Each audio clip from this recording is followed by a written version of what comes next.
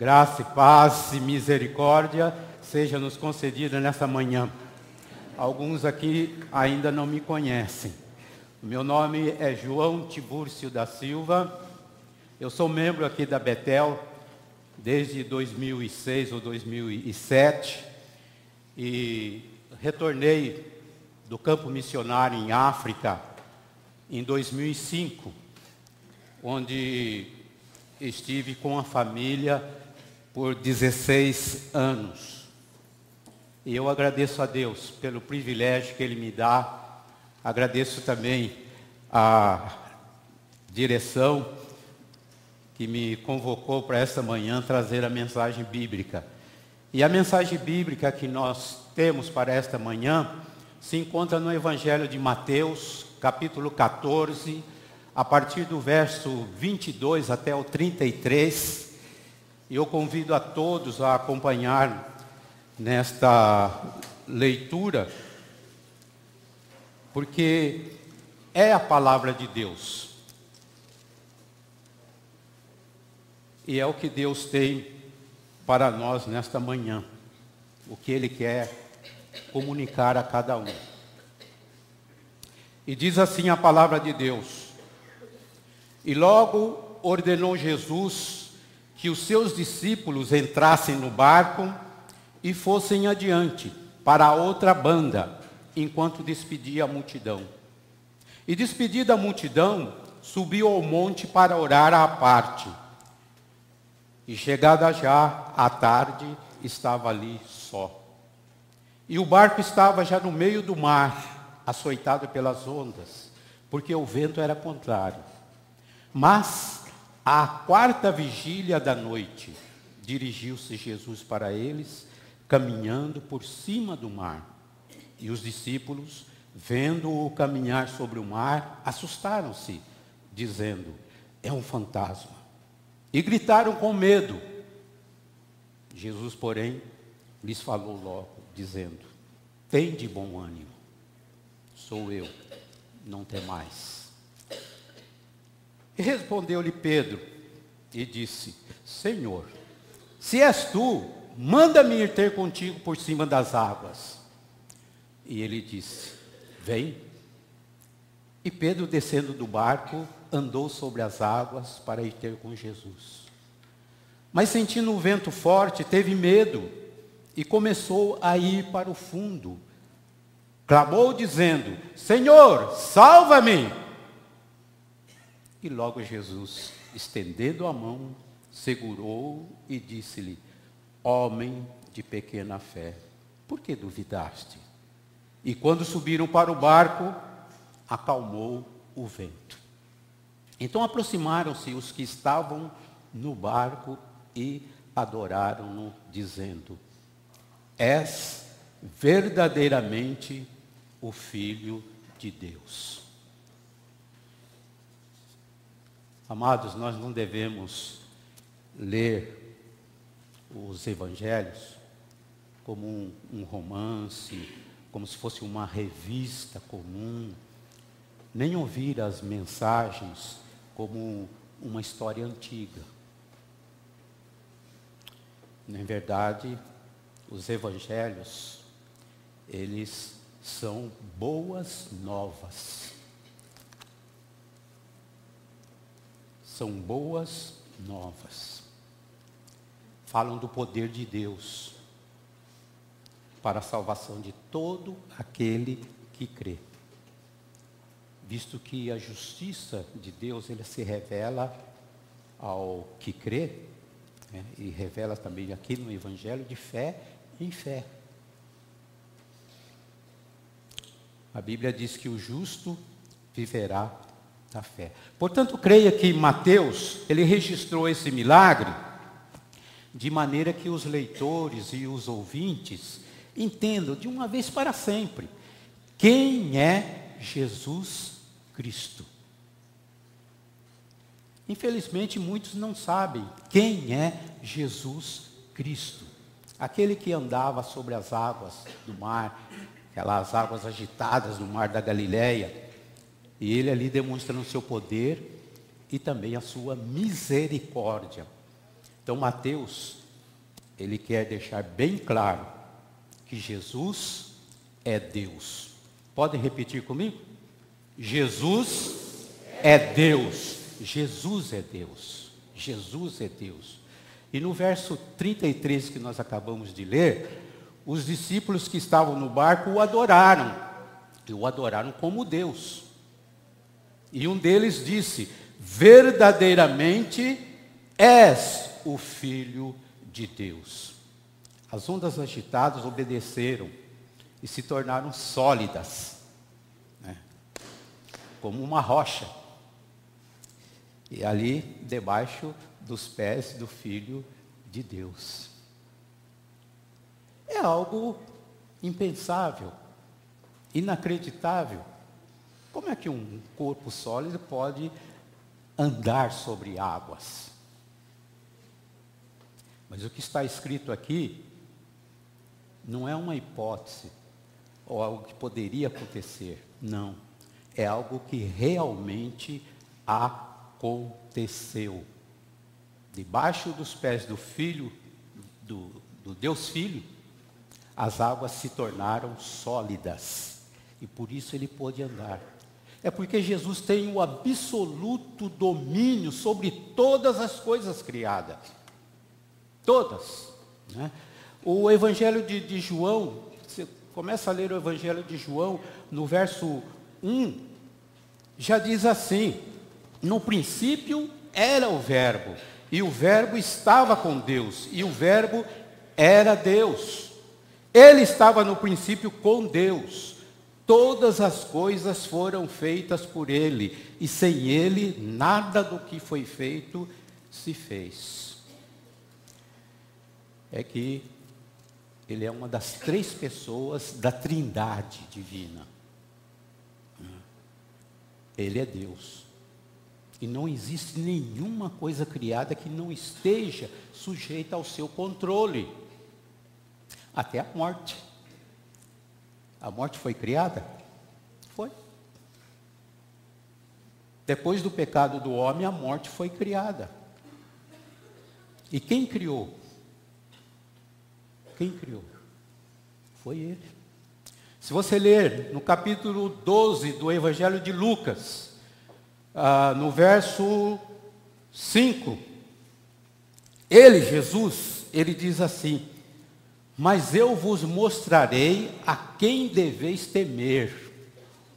Temei aquele que, depois de matar,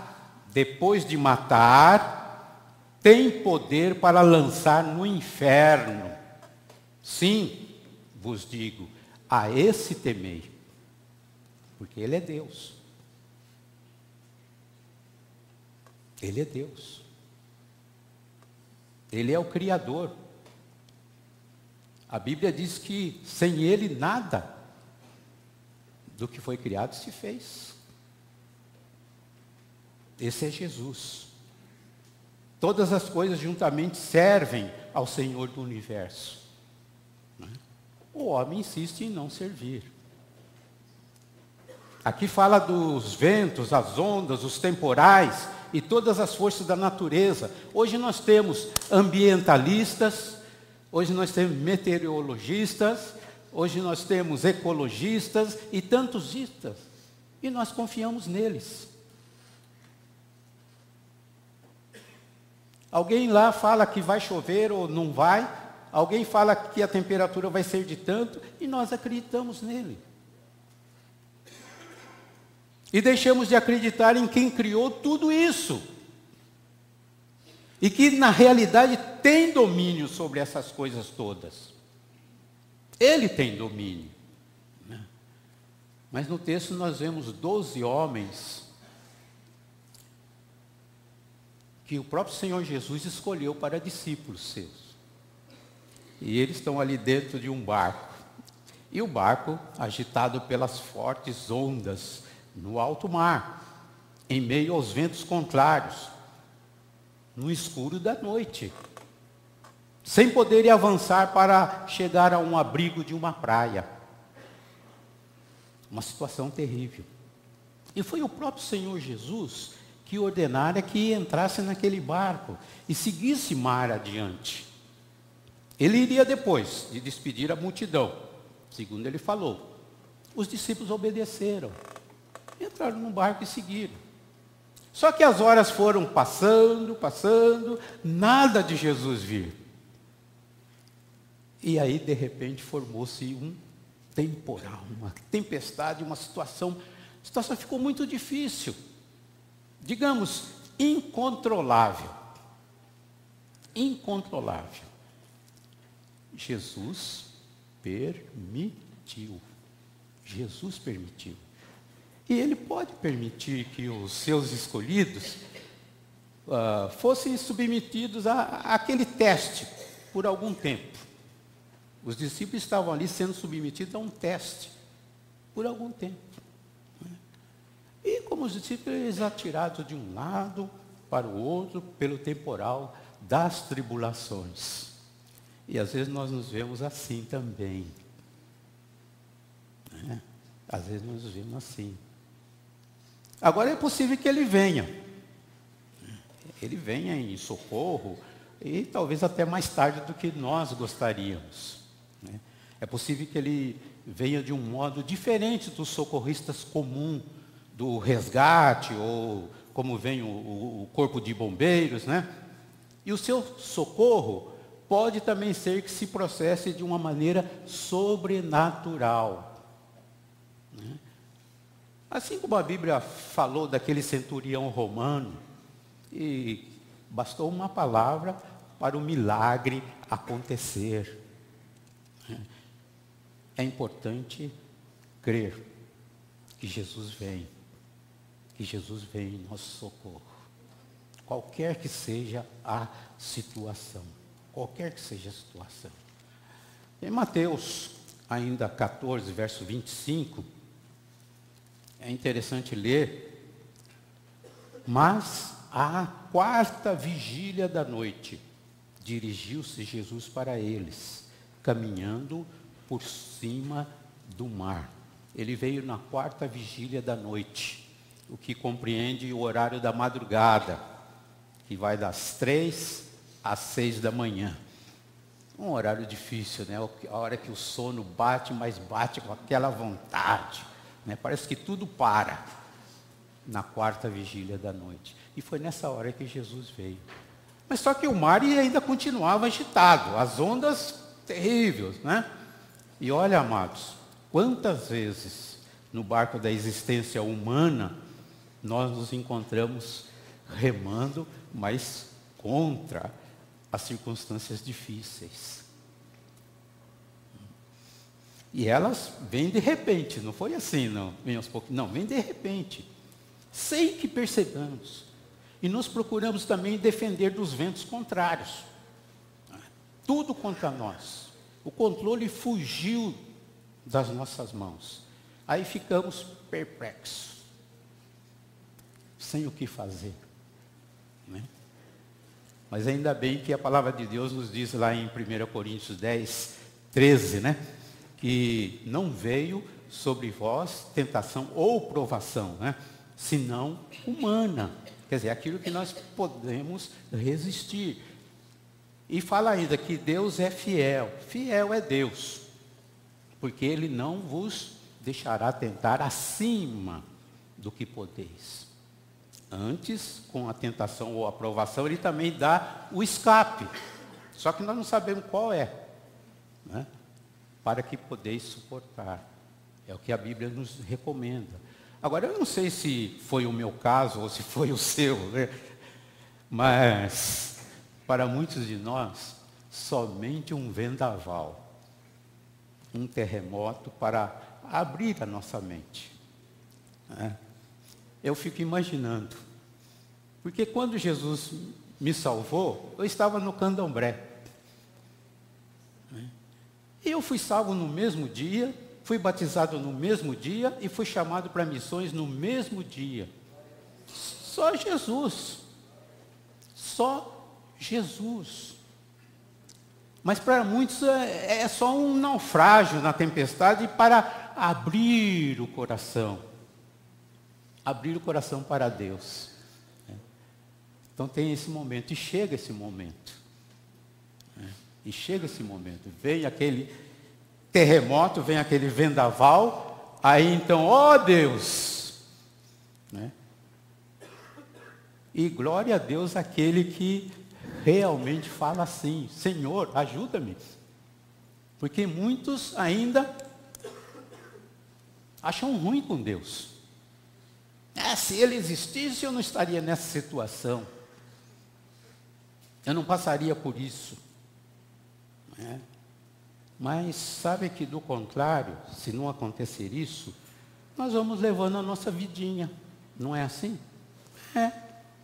No nosso quadradinho. Ou pior que isso. Deixamos a vida nos levar. Vida leva eu. Não deixe a vida te levar como peixe morto. Porque o peixe morto é que se deixa levar pela correnteza do rio. Mas o peixe vivo, ele sobe cachoeiras. Ele vai contra a correnteza. Né? Esse fenômeno é chamado de piracema, é isso mesmo? Eu acho que é. Né? É uma coisa espantosa, um fenômeno interessante de se ver. O peixe subindo as corredeiras, subindo a cachoeira. É coisa muito interessante. Só Deus pode fazer isso. E nós, que Deus chamou de que nós somos a coroa da criação, não fazemos como os peixes. Né? Está tão bom assim, então deixa a vida me levar. Como o peixe morto. Ainda que esteja com os olhos bem abertos, né? O peixe morto é assim. Mas nós temos que ser peixes vivos. E enfrentar as correntezas. E subir cachoeiras. E ir até o destino final. Pela graça de Deus nós conseguimos sim. Pelo poder de Deus nós conseguimos sim. Né? O temporal, o vendaval, as ondas agitadas, pertence a Ele, nós precisamos crer nisso. Nós precisamos crer nisso, que essas forças todas da natureza pertencem a Ele, Ele tem domínio sim. Esses vulcões aí que estão aí agora, ou esses terremotos, esses temporais, né? Esses vendavais que estão acontecendo, Ele tem domínio sobre tudo isso. Nós temos que crer nisso. Porque a palavra de Deus nos diz exatamente assim.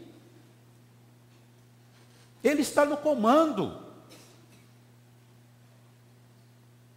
E nós duvidamos tanto disso. E a gente fala, mas por que acontece isso? Por que desmorona? Por que enche? Por que faz tanto frio? É bom lembrar que Ele está no comando. Ele é que fez tudo isso. Ele pode todas as coisas. E pelos olhos da fé, também nós possamos contemplar Jesus vindo em nossa direção. E Ele poderá vir andando sobre o mar. Para Ele não há limites. Ou ainda, nós mesmos descermos no barco e ir até Ele. Como Pedro fez. Não é que Pedro era um maioral. Não. Ele era humano. Mas ele perguntou, posso ir até vós? Mas ele pôs um detalhe, por cima das águas. Não era de qualquer maneira. Por cima das águas. E ele disse, vem. E hoje ele está dizendo para nós, vinde a mim, todos vós que estáis cansados e oprimidos, e eu vos aliviarei. Só que não cremos. Se crêssemos, não estaríamos tão sobrecarregados. Não estaríamos tão oprimidos. Não estaríamos tão abatidos. e aquilo de mal que ocorre ao nosso redor, nós poderíamos ver isso daí se dissipar, desaparecer. Em Mateus 28, aliás, em Mateus 14, 28, é o mesmo Pedro dizendo para Jesus: Senhor, se és tu, manda-me ir ter contigo por cima das águas. Pedro pôs uma dificuldade muito grande entre ele e Jesus. E Jesus disse: assim mesmo, pode vir. E olha, o maior milagre que aconteceu naquele dia foi este: o milagre de Pedro andar sobre as águas. Foi maior do que o milagre anterior da multiplicação dos pães e dos peixes. E assim nós devemos crer que Ele capacita o crente para realizar coisas que antes pensaria ser impossíveis. Imagine Jesus chegando lá na porta de Ananias e falando com Ananias: Ananias, tem um homem chamado Saulo lá na rua direita de Damasco. Ele está na casa de um homem chamado Judas. E sabe, Ananias, esse Saulo, ele está orando.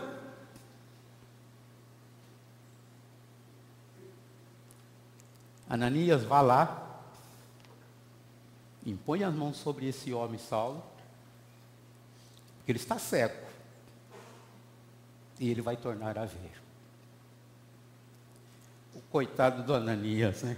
O inofensivo Ananias, nunca pensou que ele tinha esse poder de cura divina. Nunca pensou que ele poderia abrir olhos a cego.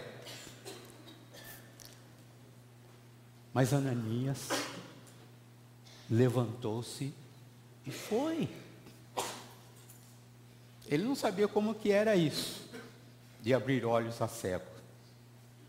Mas ele só obedeceu, ele foi e impôs as mãos sobre Saulo. E a Bíblia diz que caíram dos olhos de Saulo como que fossem escamas, e ele tornou a ver.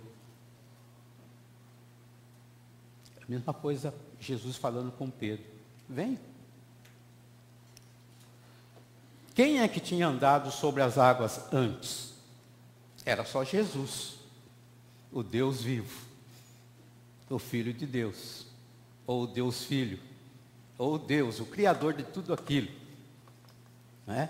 E até pensaram que fosse um fantasma, porque era impossível.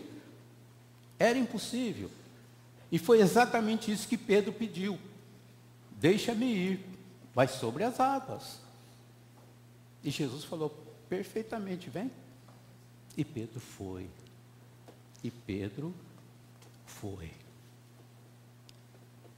Assim, ele pode também conduzi-lo através das dificuldades, das tribulações.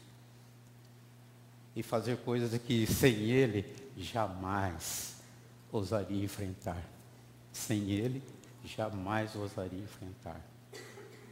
E posso dizer aos amados que nós já enfrentamos coisas que sem Jesus só é. E por outro lado também, quantas tribulações nós atraímos contra nós mesmos, simplesmente por faltar fé. Por faltar fé. Por medo dos ventos contrários, por medo das ondas agitadas, por medo, enfim, de tanta coisa, e nós começamos simplesmente a afundar em nosso viver. Cai o semblante, desaparece o sorriso, foge a alegria, enfraquecemos na fé. A Bíblia diz que o receio do homem armará laços. Mas o que confia no Senhor será posto em alto retiro.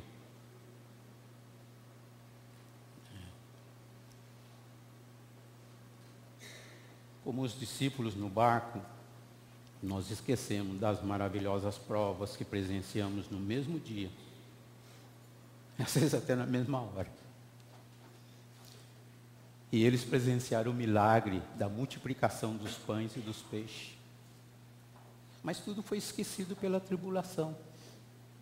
Tudo foi esquecido pela aquela coisa presente, né, que estava acontecendo, pelo momento crítico. Tudo foi esquecido, né?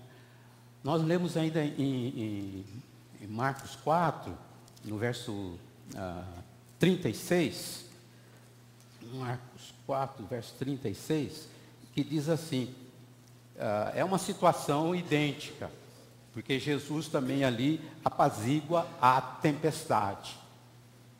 E diz assim a palavra de Deus, e eles, deixando a multidão, o levaram consigo, assim como estava, no barco. E havia também com ele outros barquinhos. Nessa situação que nós acabamos de ler, também havia outros barcos ali no mar da Galileia. Não era um só. Não era um só.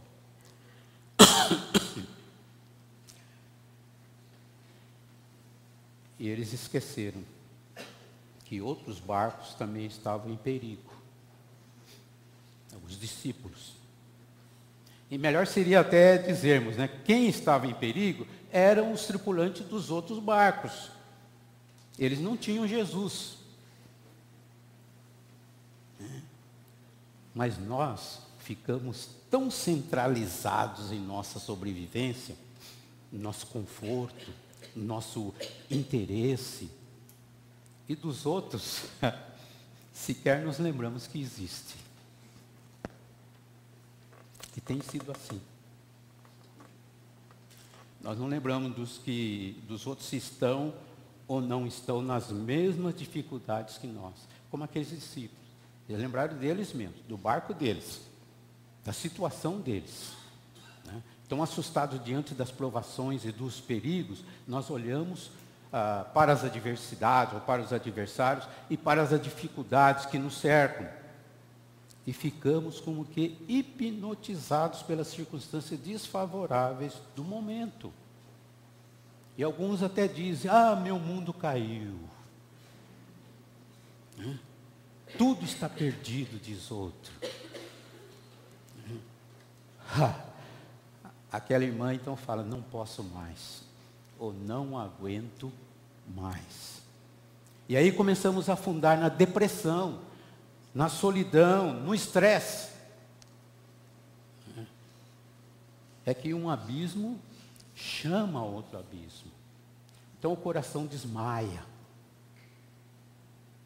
A esperança dissipa. O ânimo desaparece. Porque deixar de olhar para Jesus dá lugar à incredulidade. E Jesus, na sua humanidade, ele estava cansado. Jesus, na sua humanidade, ele queria descanso. Mas nenhum dos discípulos pensou no direito de Jesus descansar. Culparam Jesus pela falta de cuidado com eles. Tu não está vendo aí que nós estamos morrendo? Quantas vezes Jesus informou para eles quem ele era? Só que não acreditaram. O mesmo Salvador que nos capacitou a dar os primeiros passos na fé, ele também é poderoso. Ele é poderoso para sustentar-nos para sempre. Em toda e qualquer situação. Eis que estou convosco todos os dias. E em vez de ficarmos presos com o pensamento nos adversários, ou na adversidade, ou nas dificuldades, nós podemos fazer como Pedro fez. Salva-me, Senhor! Deixar o orgulho de lado e pedir socorro. Pedir socorro. Não tenham vergonha de dizer, como Pedro disse, Senhor, eu estou afundando, eu estou com medo. E olha que Pedro era um pescador habilitado, ele sabia nadar muito bem, mas teve medo e admitiu estar apavorado. Nós devemos fazer o mesmo. Nós devemos fazer o mesmo, porque há crentes autossuficientes. Você já viu, conhece alguém assim? Algum crente assim? Autossuficientes, né? Crentes autoconfiantes. Comigo não. Eu sou mais eu, né? Há aquele crente com complexo de superioridade, empina o nariz e fala, eu sou mais do que os outros. Como há também aqueles crentes com complexo de inferioridade, coitadinho de mim, né? Esqueceram de mim, ninguém me chama para nada, né?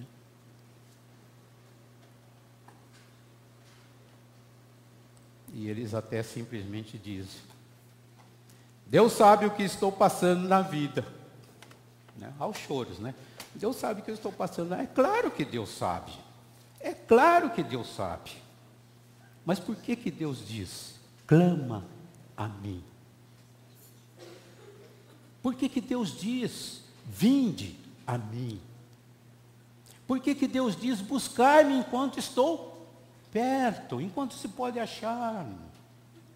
Por que Deus diz, o meu nome enquanto estou perto, você pode invocar?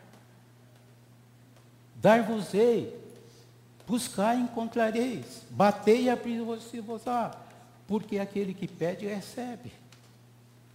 O que busca encontra, ao que bate, a porta se abre. Ele diz, eu sou a porta das ovelhas, e se alguém entrar por mim, salvar-se-á, e entrará, e sairá, e achará pastagens. Ele no Evangelho de João, ele diz, pelo menos 8 ou 9, eu sou o pão da vida. Você tem fome? Eu sou o pão da vida. Estás em trevas? Eu sou a luz do mundo. Eu sou a porta das ovelhas. Eu sou o bom pastor. Você se queixa do pastor? Eu sou o bom pastor. Eu sou a ressurreição e a vida.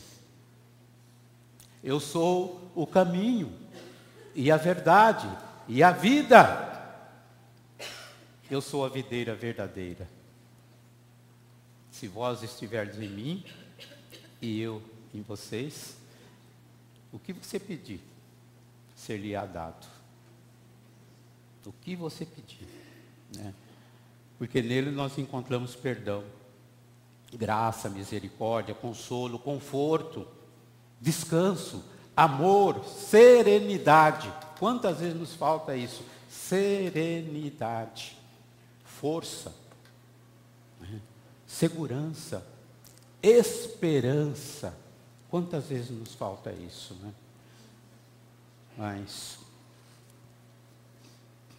nós esquecemos do sofrimento alheio. E isso é grave. Isso é grave. O mundo está aí padecendo e sofrendo de uma forma como nunca antes. E nós, o que estamos fazendo?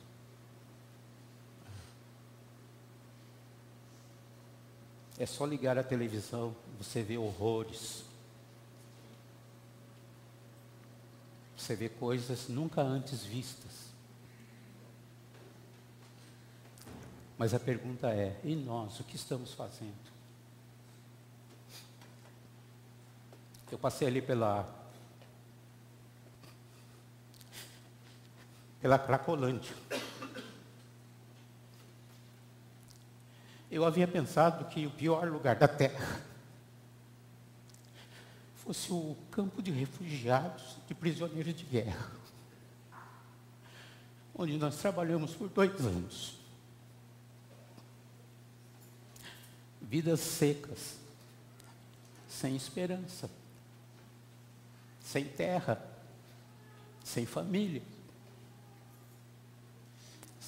sem nada, sem futuro.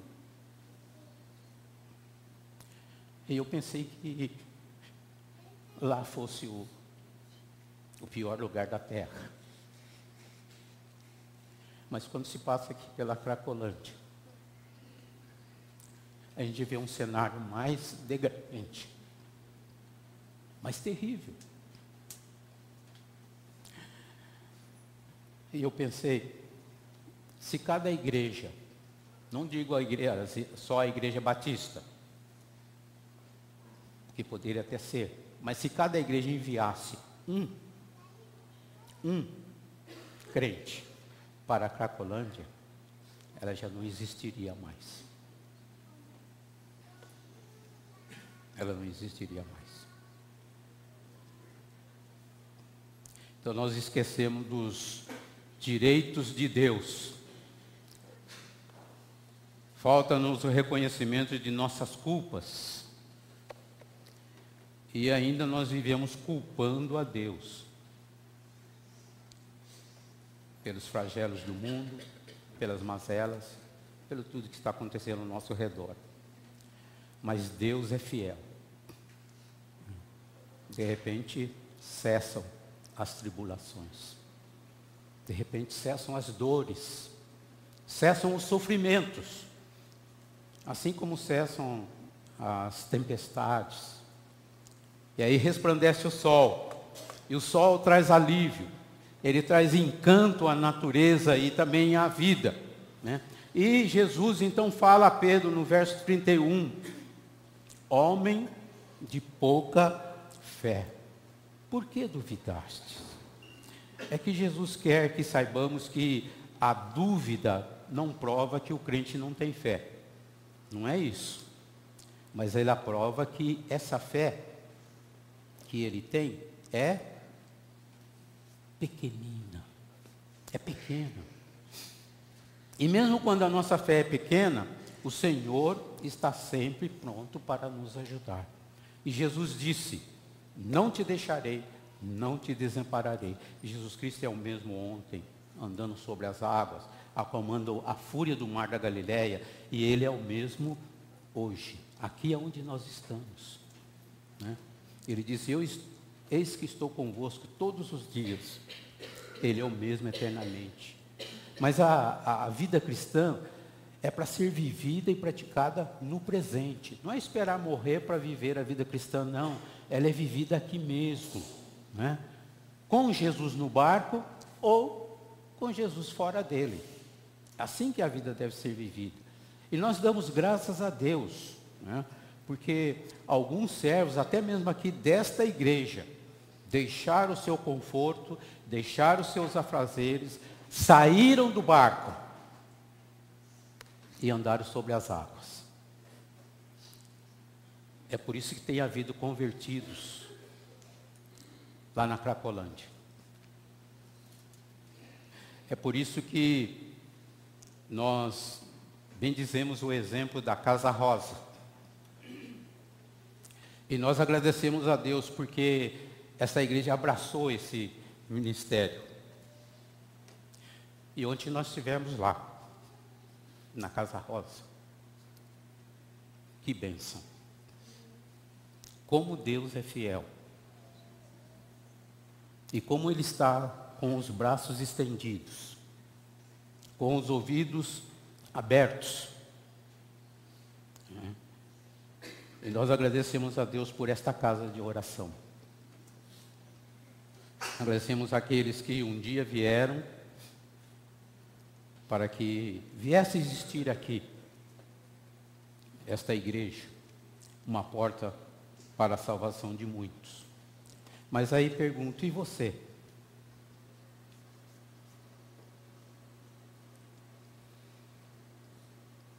Hoje mesmo saia do seu barco. Experimente andar sobre as águas. Não se contente com a sua pequena fé. Você deve crescer na fé. Não deixe a vida te levar. As mãos do nosso Redentor, que é Jesus Cristo, ela está se estendendo até onde você está. Se você está caído, Ele quer te levantar. Se você está enfraquecido, Ele quer te firmar sobre a rocha eterna. E nós vamos orar aquela oração do apóstolo Paulo, quando escreveu a segunda carta aos Coríntios, o capítulo 1, verso 4. E que diz assim: bendito seja o Deus, Pai de nosso Senhor Jesus Cristo, Pai das misericórdias, e Deus de toda consolação, e que nos consola em todas as nossas tribulações, para que com a consolação que recebemos de Deus, nós possamos consolar os que estão passando por tribulações. Glória a Deus por isso. Amém. Muito obrigado a todos, e Deus vos abençoe ricamente. E tente sair do seu barco. Tente sair do barco. Tente andar sobre as águas. Parece impossível, parece improvável. Mas Ele é o Deus dos impossíveis. E Ele é também o Criador de todas as coisas. Que Deus nos anime a fazer isso. Que Deus nos anime a sair do barco e glorificar o santo nome dEle. Nisto, Ele vai saber que nós somos realmente seus discípulos, que nós amamos ao Senhor Jesus, né? Não só em receber bênçãos, mas também de ser um abençoador, né? Seja um abençoador. Saia do seu barco hoje mesmo, em nome de Jesus.